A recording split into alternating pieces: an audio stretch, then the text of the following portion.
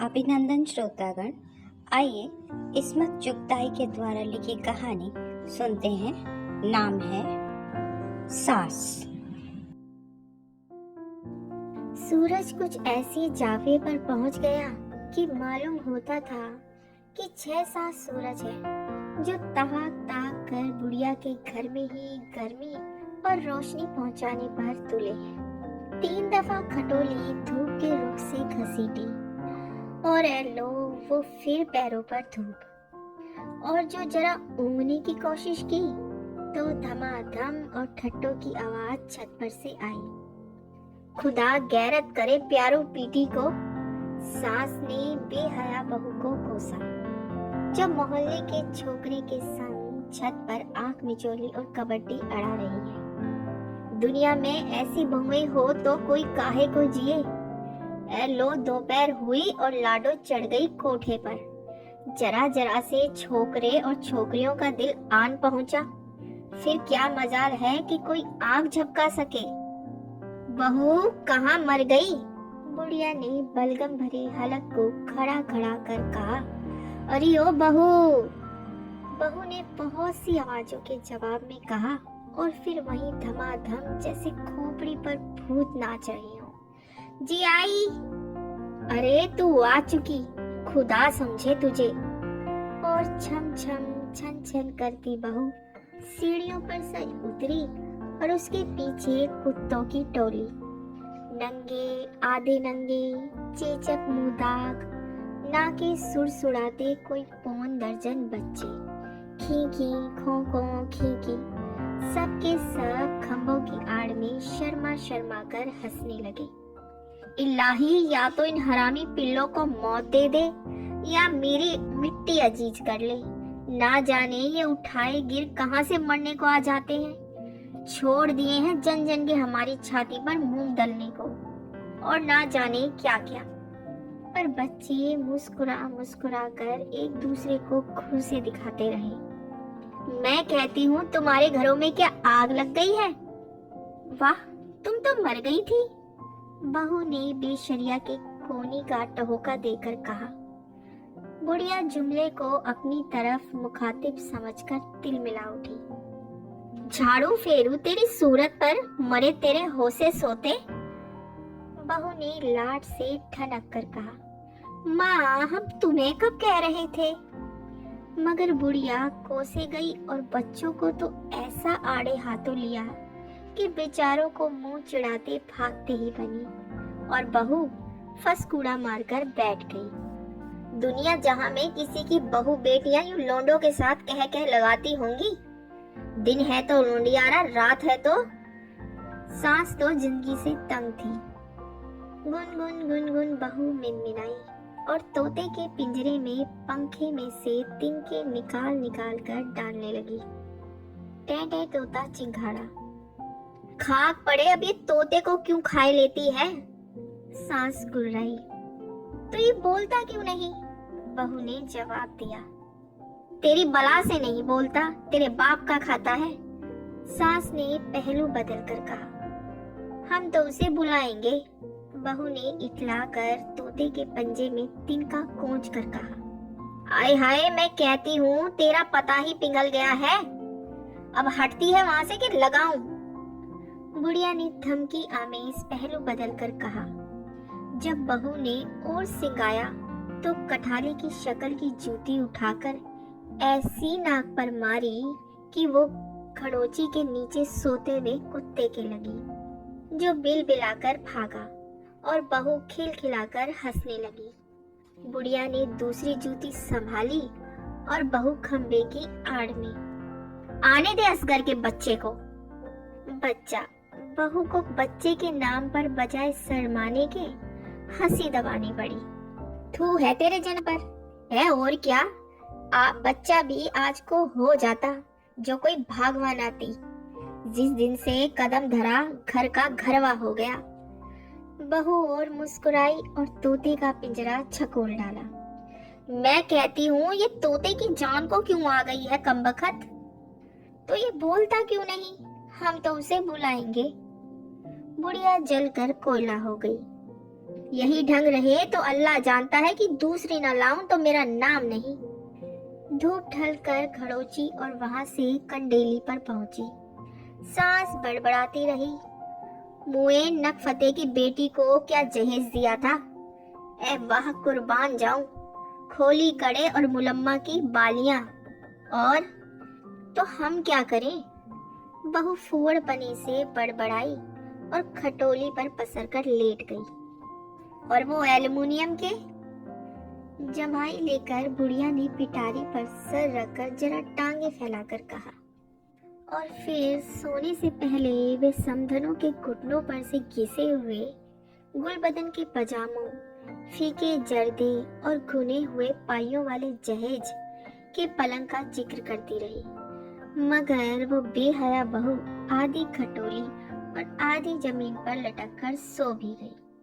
बुढ़िया की बड़बड़ाहट भी खराटों में ना जाने कब बदल गई। असगर ने छतरी को खंबे से लगाकर खड़ा किया और कत्थई बिछोने वाली नीली वाकेट को उतारकर कुर्ते से पसीने के आबसार पोंछते हुए लॉन में कदम रखा।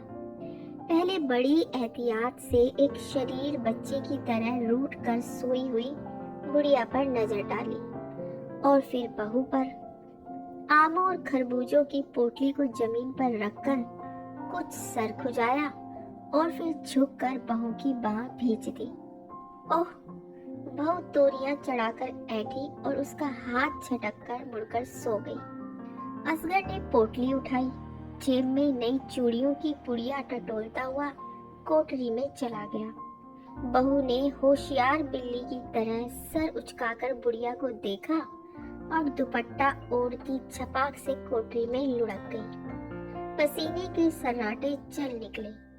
मक्खियां आमों के छिलकों और कूड़े से नियत भर के मुंह का मजा बदलने बुढ़िया के ऊपर रेंगने लगी। दो चार ने बांझों में बनी हुई पीक को चखना शुरू किया। दो चार आंखों के कोने में तुदही से खुसने लगी। कोठरी में से एक गड़गड़ाती हुई भारी आवाज और दूसरी छनछनाहट सुनाई देती रही। साथ साथ खरबूजों के छिलकों और आमों को चचोड़ने की चपड़ चपड़ आवाज सुकून को तोड़ती रही। मक्खियों के चूल्हों से दुखी होकर आखिर बुढ़िया फड़फड़ाकर उठ ही गई। ये मक्खी जात जी के साथ लगी थी। पैदा होते ही घुट्टी की चिपचिपाहट सूंघकर जो मक्खियां मुंह पर बैठना शुरू हुई तो क्या सोते क्या जागते। बस आँख, नाक और होठों की तरह ये भी जिस्म का एक उज्व बनकर साथ ही रहती थी। और मक्खी तो ना जाने साल हर साल उसकी दुश्मन हो गई थी। जब लखनऊ में थी जब काटा, फिर जब उन्नाव गई तो बरसात में फिर काटा। ओलो संदीला में भी पीछा न छोड़ा। अगर बुढ़िया को मालूम होता कि उसे उसके कौन से मखसूस हिस्से से उन्स है तो वो जरूर वो हिस्सा काट कर मक्खियों को दे देती। मगर वो तो हर हिस्से पर टहलती थी। वो कभी कभी गौर से अपनी खास मक्खी कनखी मक्खी को देखती। वही चितले पर टेढ़ी टांगे और मोटा सा सर। वो बड़े ताक कर पंखे का छपाका मारती। मक्खी तन नन करके रह गई। आह माबूद, उसे कितना अरमान था कि वो कभी तो इस मक्खी को मार सके, लंगड़ा ही कर दे, उसका बाजू मरोड़ कर मुर्गे की तरह मरोड़ कर गड्डी बांध कर डाल दे और मजे से पानदान के ढक्कन रखकर तड़पता देखे। मगर खुदा तो शायद इस मक्खी से भी शैतान की तरह कोल्हारे बैठा था कि बस बताए जाए और उसकी एक हकीर बंदी को ना जाने उसमें क्या मजा आता था। मगर उसे यकीन था कि इस दोज की मक्खी का गिरेबान इस मक्खी की फरियाद जरूर कहरहार ओ जब्बार के हुजूर में लेकर जाएगी और जरूर फरिश्ते उन्हें खून पीप पिलाकर कांटों पर सुलाएंगे। मगर फिर ये क्या, मुंड कटी मक्खियां भी जन्नत में जाएंगी और सारी जन्नती फिजा मुकद्दर हो जाएगी। बुढ़िया ने पंखे के तपोर बनाकर छपाछप अपने मुंह, हाथों और सूखे पैरों पर पीट डाला। बहू, ए बहू, मर गई क्या? वो जलकर चिल्लाई और बहू तड़प कर कोठड़ी से निकली, दुपट्टा नदारद, गिरेबान चाक हाथ में आम की गुठली, जैसे किसी से कुश्ती लड़ रही हो। फौरन लौट गई और दुपट्टा कंधों पर डाले आंचल से हाथ पोंछती निकली। अरे बहू, मैं कहती हूँ, अरे बुध हलक में पानी। अस्कर भी सलवार के पाइचे झाड़ता कुर्ते की पोटली से गर्दन रगड़ता आया। लो अम्मा, क्या खुशबूदार अमिया, उसने बुढ़िया की गोद में पोटली डालकर कहा और खटोली पर आलती पालती मारकर बैठ गया। बुढ़िया आमों और खरबूजों को सूंघ सूंघ कर मक्खियों की नाइंसाफी को भूल गई और जो अब आमों की बोडियों का नुमाइना करने के लिए उसकी बाछों से उतर आई थी। ए बहू, बहू, छुरी तो ला। बहू ने गिलास देते हुए आमों का रस होठों पर से चाटा। असगर ने पैर बढ़ाकर बहू की पिंडली में बुकच्चा भर लिया। पानी छलका और बुढ़िया कुर्राई। अंधी मेरे पांव पर औंधाई देती है, और ऐसा खींचकर हाथ मारा कि गिलास मुआ भारी पैंदे के बहू के पैर पर। बहू ने दांत कचकचाकर असगर को घूरा और चल दी तनतनाती। अम्मा लो पानी, असगर ने फरमाबरदार बेटे की तरह प्यार से कहा। ये बहू तो वो बड़ी हो गई, तुम्हें देखो, बुढ़िया ने शिकायत की। निकाल दे मारकर हरामजादी को। अम्मा अब दूसरी लाए। ये तो, असगर ने प्यार से बहू को देखकर कहा। अरे जमान संभाल कमीने, बुढ़िया ने आम पिला करके कहा। क्यों अम्मा, देखो ना, खा खा कर भैंस हो रही है। उसने बुढ़िया की आंख बचाकर कमर में चुटकी भर के कहा और बहू ने छुरी मारने की धमकी देते हुए छुरी बुढ़िया के गड्ढे पर पटक दी, जो तिल मिला गई। देखती हो अम्मा, अब मारो चुड़ैल को। और लपक कर असगर ने दिया धमुक्का बहू की पीठ पर और फरमादार बेटे की तरह फिर आलती पालती मारकर बैठ गया। खबरदार, और सुनो, हाथ तोड़ के रख दूंगी अब के जो तूने हाथ उठाया। बुढ़िया गनीम की तरफदारी करने लगी। कोई लाई भगाई है जो तू? मैं कहती हूँ पानी ला दे। उसने फिर उसी दम बहू पर बरसना शुरू किया। बहू खंबे से लगकर मुंह थोथा कर बैठ गई और गिलास से जख्मी हुए अंगूठे को दबा दबा कर खून निकालने लगी। बुढ़िया बड़े मजे से गुठलियां छुड़ाती और फिर शक्कर का डिब्बा देते वक्त कुछ ऐसा बुढ़िया के पांव पर रखा कि खून से लिथड़ा अंगूठा बुढ़िया ने देख ही लिया। ओए ये खून कैसा? पर बहू रूठ कर फिर खंबे से लगकर बैठ गई और खून बहने दिया। मैं कहती हूँ इधर आ, देखूं तो खून कैसा है, बुढ़िया ने परेशानी छुपाकर कहा।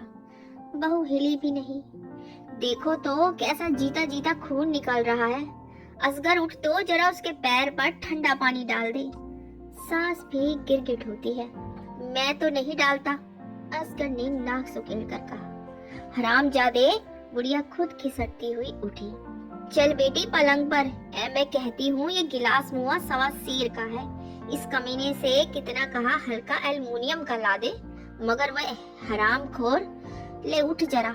बहुत टस से मस न हुई, बल्कि कोहनी आगे को करके झूठ मूठ नाक दुपट्टे से पोंछने लगी। ला पानी डाल सुराही में से। और असगर सीने पर पत्थर रखकर उठा। बुढ़िया सूखे सूखे लरसते हाथों से खून धोने लगी, मगर मालूम करके कि बजाय जख्म पर पानी डालने के वो बहू के गिरेबान में धार डाल रहा है, और बहू इस ताक में है कि करीब आते ही असगर का कान दांतों से चबा डाले। वो एकदम बिखर गई। खाक पड़े तेरी सूरत पर, बुढ़िया ने असगर के नंगे शान पर सूखे पंजे से बद्दियां डालकर कहा, और उसने एक सिसकी लेकर जल का सारा पानी बहू पर लौट दिया और खुद रूठकर आम खाने चला गया। माँ बेटे के लिए 2.5 घड़ी की मौत आने का अरमान करने लगी। बदजात, ठहर जा, आने दे, अपने चचा को वो खार उधड़वाती हूँ कि बस। बुढ़िया ने मैली ची की पट्टी बांध कर कहा। बेबस, अब पलंग पर लेट जा। बुढ़िया ने जख्म को इंतहाई खतरनाक बनाकर कहा और फिर बहू के ना हिलने पर खुद ही बोली, ए हाँ, ले असगर बहू को खटोली पर पहुंचा दे। मुझसे तो नहीं उठती ये मोटी भैंस, असगर जलकर बोला। अरे तेरे तो बाप से भी उठेगी, सुनता है कि अब। और जब वो फिर भी बैठा रहा तो बुढ़िया खुद उठाने लगी। अम्मा मैं आप उड़ जाऊंगी, बहू ने बुढ़िया की गुदगुदियों से घबरा कर कहा। नहीं बेटी मैं। और उसने फिर असगर की तरफ आंखें घुमाकर कहा, गोया कह रही है कि ठहर जाओ मियाँ, दूध ना बख्शूं और बर ना बख्शूं। असगर भन्ना कर उठा और एक छपाके से बहू को उठाकर चला खटोले की तरफ। बहू ने मौके की मुनासबत से फौरन फायदा उठाकर उसी जगह दांत गाड़ दिए जहां अभी सांस का सूखा पंजा पड़ा था और असगर ने कच कचाकर उसे खटोली पर पटक दिया और उसके सुर्ख सुर्ख होठ चुटकी से मसल दिए। बहू नाक छुपा छुपा कर फतेहमंदाना तरीके पर हंसती रही और असगर अपनी नील पड़े हुए कंधे को सहला सहला कर गुर्राता रहा।